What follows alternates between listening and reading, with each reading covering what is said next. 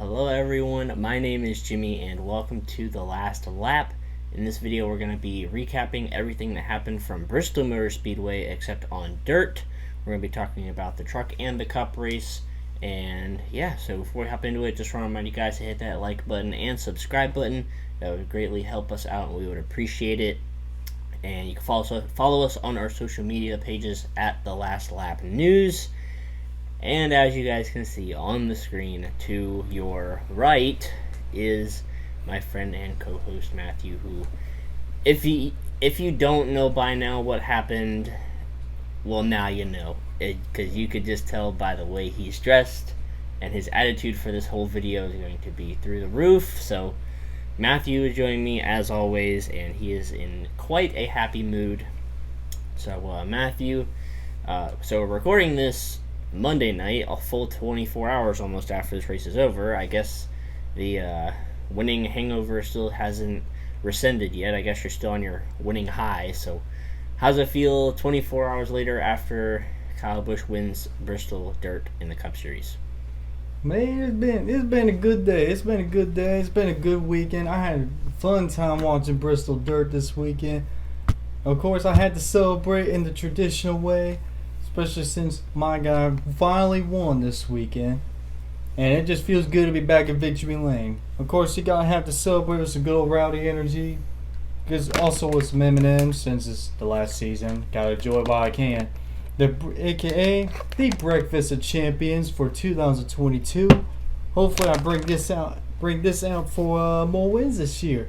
Oh, by the way, happy Easter, everyone. I know it's a little bit late, but happy Easter, everyone. Hey, Jimmy, how you doing today? To be honest, I am quite tired because I am grinding on this schoolwork. We are almost done with college, and of course that comes with papers and exams and all that fun stuff. So at least one of us has some energy today. I'm glad that you're driving one, so you have this energy. Let me give you some good old rowdy energy to help you with that. To make you through the rest of the semester then. Hopefully that winning high can get you through graduation and you can keep that same energy until you're done with school. Hopefully. But yeah, we're going to talk about both races. As long as you keep winning, that'll be good. Saturday night. I was working Saturday night and Sunday evening, so I didn't see much of the truck race, and then I saw like the last 60 laps of the cup race, so you might have to do a little bit of the explaining, but in the truck race, Ben Rhodes ended up getting the win there. It seemed like he had the best truck all night long, so I'm glad he was able to get the win. I'm a little bit surprised some of the cup guys weren't up. I know Joey Logano was up there, but I'm surprised that him, Chase Elliott, all the other cup guys, I'm surprised they didn't have more of a chance, but it seemed like Ben Rhodes just had the best truck Saturday night. Yes, for that. The heat races for both series were also on Saturday, so Matthew, do you have anything quick to say about the truck race or the heat races or anything like that before we hop into the main event for Sunday, on Easter Sunday too? Happy Easter to everybody else, by the way. But yeah, Matthew, do you have anything to say about the truck race or the heat races or anything like that? I mean, it was a great truck race. Ben Rhodes did surprise me a little bit, and Carson Hocevar too. I feel bad for him. He was close to winning his first truck race and just lost on the final restart there, so I feel bad for him. And there was one memorable moment I remember. It was when Matt DiBenedetto, Austin Wayne's sales truck, just basically got stuck together. And first of all, I thought they were going to fight or something. I thought he was mad about him for something. But apparently they were stuck. And I feel bad because both of them were running pretty well and basically were out of the race because of that. So yeah, that was a crazy moment there. But yeah, Ben Rhodes did surprise me by winning compared to all the other Cup drivers in the field. Yeah, I completely forgot about the it looked like Austin Wade Self and Matty D were at Daytona for a minute with the way they were locked together like that. That was pretty funny. I did see that highlight. And yeah, Carson Hocevar, he was leading towards the end of the race, and Ben Rhodes just ran him down and ended up passing him. So feel a little bit bad for Carson Hocevar. Hopefully he can get his first career win pretty soon. That's not the only driver that almost had his first career win this week, as we'll get into, hot transitioning into the Cup race. And so I got home with about 60 laps left, I believe. It was right after the red flag for the rain came out. That was right after the whole controversy during the red flag about who was leading and who wasn't, which was apparently is confusing to a lot of people, but apparently the rule was black and white, so maybe there needs to be a little bit of clarification there. So if I remember correctly, stage 2 ended, it started raining, but after the stage ended, it was basically a red flag. So whoever was leading at the end of stage 2, that was it. And then some drivers decided to stay out and gain track position because of the rain that was coming, but they weren't able to take advantage of that track position until the race went green flag again. So Chase Briscoe won stage 2, he came down and pitted, Kyle Busch stayed out, but Chase Briscoe was still registered as the leader because the field was still frozen after the stage ended. So a little bit different from how it usually works. It's because at Bristol Dirt this week there were no actual live pit stops. So yeah, that was a little bit confusing. I wasn't watching, so I couldn't comprehend what was going on. All I saw was you and our other friend chatting back and forth saying this person should be leading, that person should be leading, and all that. So I didn't know what was going on, but after I watched some videos and all that kind of stuff, I kind of understood what was going on, why there was confusion. Apparently Darrell Waltrip was even confused in the booth about it, so thankfully that didn't really matter because they got back to racing anyways. Kyle Busch resumed the lead. Chase Briscoe was back in traffic. It rained again at one point with like 30 laps to go, so they had to dry the track again. Well, quote unquote, dry the track again and run the Packer cars over it and stuff. But yeah, I heard that Chase Briscoe had a good car for most of the night. Christopher Bell, I think, was up there most of the night. Daniel Suarez, I think, was up there most of the night. A lot of different drivers up at the front throughout the race. But at the end, it seemed like it was between Tyler Reddick and Kyle Busch for the most part, and Chase Briscoe, he was making his way through the field. The last green flag, it came down to a green flag run, which I like to see at dirt tracks. It would have been cool if it came down to like a green-white checker or something, but Chase Briscoe was in second, Tyler Reddick was the leader. The two of them had a pretty big lead over the rest of the field.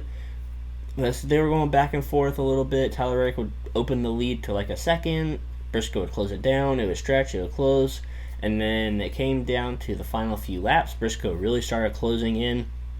And he sent it into turn 3 on the final lap. Slid up. Spun out. Collected Tyler Reddick. He spun. He did a 360. Tried to get going.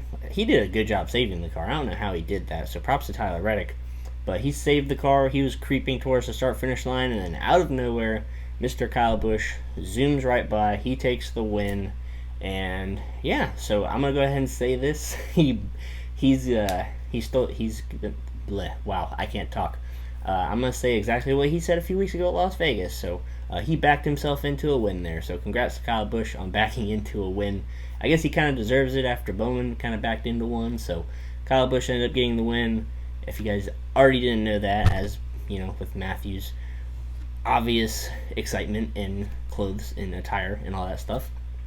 But congrats to Kyle Busch. I mean, it's not like he didn't deserve the win. He was up there most of the day in the top 3, top 5, so he definitely deserved to win. But yeah, it was definitely a crazy last lap, and you ended up calling it actually with like 10 laps left. You were like, watch Reddick and Briscoe get into it and spin out and Kyle Busch win, and it happened. So that was pretty crazy, and I'm going to get into my quick thoughts about the racing on the track itself, even though I only saw like 60 laps of racing. And Kyle Busch, by the way, is the guy who said last week that the dirt is taking NASCAR backwards, and he goes on to win this race. So maybe Kyle Busch should keep talking about how bad things are, because maybe he'll keep winning, because he did it with the car of tomorrow at Bristol in 2007. He won the race, and he was like, oh, the car of tomorrow stinks. Like, it's the worst car ever. And then he says the dirt is taking NASCAR backwards, and he goes on and wins the race. So maybe Kyle Busch should just keep doing that, and maybe he'll win more races. But yeah, as for my opinion on the racing and it being at Bristol and all that, it seems like there's 3 different opinions. The first is that just NASCAR doesn't belong on dirt at all, and that seems like it's Kyle Busch's view, and a few other people's view and all that kind of stuff. That's the first view. The second view is that NASCAR belongs on dirt, and well, like, not permanently, but there should be a dirt race on the schedule, and it should be at Bristol Motor Speedway. That seems like kind of the way that you're leaning, and like people like Bob Pockris are leaning, and rightfully so, because we haven't had a true race at Bristol Dirt yet, because last year there was all of the dust and all of the issues, the track coming apart, all that stuff. And then this year it rained quite a lot before the race. It rained 2 or 3 times during the race. So it's a kind of jumbled up race this year. So people are saying that Bristol deserves one more chance before, they heavily consider whether they want to keep doing it or not. And then the third view is kind of what I'm leaning towards, and that is that, yes, I think NASCAR should have a dirt race, but I think it should be at an actual dirt track like Eldora, Knoxville, other dirt tracks around the country. But I mean, it was a good race at Bristol Dirt. They did a good job with the track divisions and all that stuff, so I still think there should be a dirt race on the schedule. Is Bristol the right venue? I still don't think so. I think we should have two Bristol concrete races, just move the schedule around so there's no rain or anything. But I do think this race did sell me that there should be a dirt race on the schedule, because it put on a good show. It was pretty good racing. It came down to a very controversial last lap. And one other thing, sorry, I'm all over the place because I only saw a little bit of the race. But after the race, Tyler Reddick and Chase Briscoe came down pit road and talked to Tyler Reddick, and they seemed cool about it. Tyler Reddick was actually taking most of the blame for it, which I was very surprised. I thought he would be pretty mad at Chase Briscoe for it, but Tyler Reddick was like, oh, I shouldn't have let him close in like that and all that stuff. And I would have expected him to be at least a little bit mad, but it was really cool to see the drivers talk it out, shake hands. Both of them understood it was a racing incident. They were both going for the win. They're all good. So I know a lot of people are like, oh man, they didn't fight or whatever, and you don't need a fight every week. If people get into it on the track, they get into it. They both understood that they were going for the win. Shake hands, done deal. Like, we don't need any more rivalries in NASCAR. So I think it was major props to them, in my opinion, for the way they handled it. They both understood it was a racing situation, shook hands, done deal. So I think that's all I have to say about Bristol Dirt. Matthew, you can go ahead and give your thoughts about the race and kind of give your opinion on what you think about what they should do about it moving forward, if they should go back to Bristol, try somewhere else, get rid of dirt completely. So yeah, go ahead and tell everybody what you think about the race on Sunday. Alright, so I want to go ahead and start with what you were saying about your opinion about Bristol Dirt. And here's the thing. I think you're wrong, to be honest. In a nice way. And look, I think this race proved that we need this Bristol Dirt race on the schedule. And it needs to be at Bristol. Look, people who keep saying they need to go a real dirt track on all that mess. Look, most of those dirt tracks are local dirt tracks with barely any grandstands that could fit a NASCAR Cup Series crowd. Yeah, it could fit a Truck Series crowd, so that's why the trucks went to Eldora and Knoxville. Because, not a lot of people really show up for the truck races, so that's an appropriate, stance for them. But for a Cup race, no. There's way too many people that go to the Cup race than any other NASCAR series. So having it at Bristol is really convenient in terms of seating capacity. Of course, it wasn't sold out Bristol Dirt, but compared to the smaller dirt tracks, you're not going to fit everyone in those small dirt tracks. So that's why it needs to be at Bristol Dirt, and it needs to stay that way. And I think with the race that we got yesterday, I think it needs to stay that way, because what we saw was an amazing race. Unfortunately, the rains were interrupting some of the race, but fortunately, we were able to complete the whole race in, so that helped. I guess my only thing is just move the race date to May or even June, so it doesn't rain at that time. Because living around here in the mountains like I am right now until I graduate, the weather here is just so unknown. It's sunny one moment, the next you know is a downpour for like 6 hours. So the weather around the mountains is really unpredictable, and that's why I think they need to move the race day till later when it's not gonna, rain all the time. So that's my only nitpick, but I think this race was absolutely way better than last year. Last year was just basically a testing phase, I'd call it. I mean, it was with the Gen 6 cars, and this was their first ever time on the dirt last year, so there were a lot of unknowns. And they definitely fixed a couple things. One, the actual surface. I think with the higher banking, it made more helped with multiple grooves on compared to last year. And also the dusting problem, because it was really dusty that race, and we had to go single file all last year for restarts.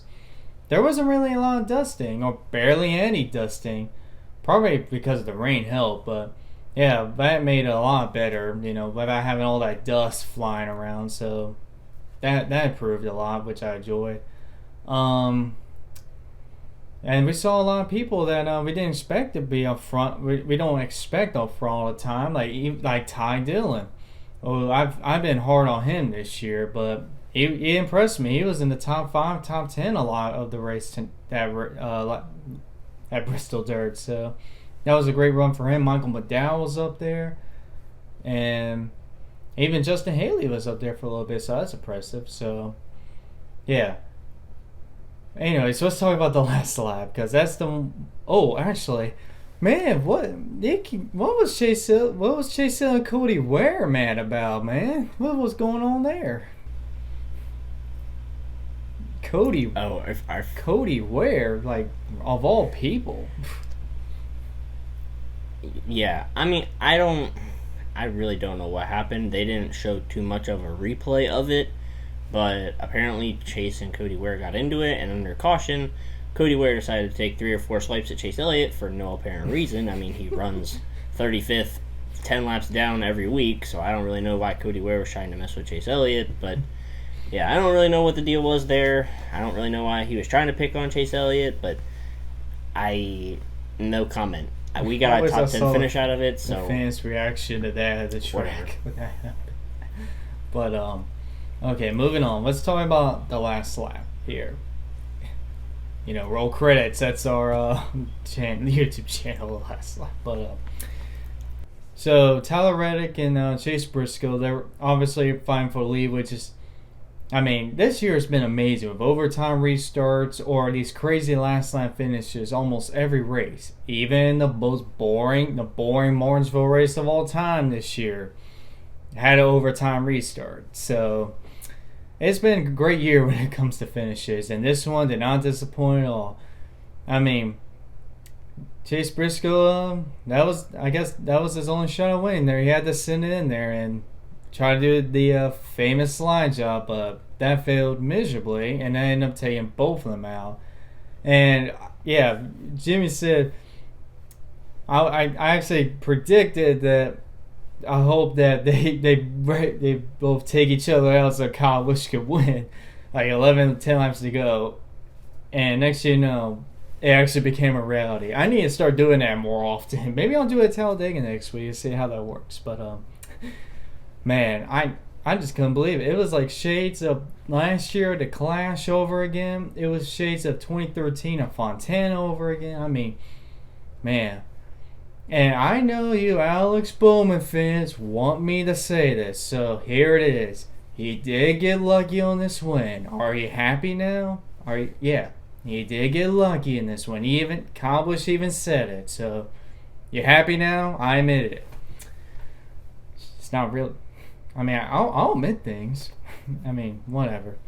But yeah, Kyle Busch's first win this season, and I never thought he would win in a dirt race. I mean, he did win one dirt race. It was the 2012 Prelude to the Dream dirt race at Eldora, which that's what they did back then with all the Cup drivers running dirt modifieds there. And I mean, I think Brexton's dirt racing may have actually helped a little bit, since he's always at the track helping Brexton out with his dirt racing. So that might have come into play there to run so good this year. So might have to credit Brexton with the win there for that one. But Yeah, this is a big win for Kyle Busch. Finally get the monkey nose back. Especially after getting robbed at Las Vegas this year. That still stings, but this win helped a lot now with curing that pain I was feeling. But it's the 60th Cup win. Unbelievable stats. I mean, just a few years ago, 2017, he did the triple sweep at Bristol, and that was his 40th Cup win. And we're a 60th Cup win at Bristol now. Just a few years later. It's crazy. And now it's made 18 consecutive seasons, tying Richard Petty of all time. Whew. Man, that's just impressive. And 2020 Texas win during the 2020 season made that win so much sweeter because that win basically, I mean, without that win in 2020, that would have broken the streak because Kyle Busch was having a terrible year in 2020, just like how everyone else was having a terrible year. But he was able to. It was cutting a little too close, but he was able to keep the streak going, and now we're up to 18 consecutive seasons. And I know he's going to break that record, knowing him. He's going to break that record. So I'm looking forward to next season already to make it 19. So, yeah, that was an amazing, fun race. The finish was awesome. I loved the race. I'm getting sick and tired of people crying about this race, and I'm glad we got this race behind so we can move on and not, keep crying about it so much. Too much whining. From fans. So, yeah, that's my thoughts. Yeah, I'll have to put the screenshot in that you sent me of you calling it. I called it too because I said, I was like, watch Kyle Busch win after saying that Dirt is taking NASCAR backwards. So I technically called it too, but yeah, it was crazy how all that stuff unfolded on the final lap. And you can't see this, but on my desk back there, I do have the Kyle Busch sweep set out just for you, displayed back there, just to celebrate this win for him. So there you go. I have that out just for you to celebrate with you. I'm happy for you that your guy won. So, but yeah, I think that's pretty much it for the race review. We'll go ahead and rate the race real quick too. So for me, I think I'm gonna give it a 9.5 out of 10. It was like I said, I only saw the last 60 laps. I didn't see the whole race, but I saw some highlights and everything like that. Seemed like the racing was good. It wasn't super sloppy, and by sloppy I mean drivers weren't spinning out every lap. There were still a lot of cautions, but there weren't people spinning out every single lap, which was nice. There was a tiny bit of issue with the mud in the beginning, but that's a little bit on NASCAR's fault and a little bit on the track's fault for not packing the track down before that. How was that NASCAR's fault? How was that NASCAR's fault?